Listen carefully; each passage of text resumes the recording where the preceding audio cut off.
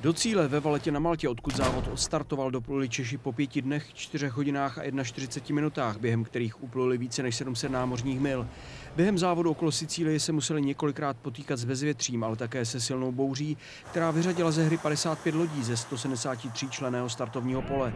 Koláček s Tomkem i přes utrženou kosatku, poškozenou hlavní plachtu a poruchu dobíjení baterií zvítězili ve své kategorii a video z jejich heroického boje na rozbouřené moři získalo respekt více než 250 000 fanoušků na sociálních sítích.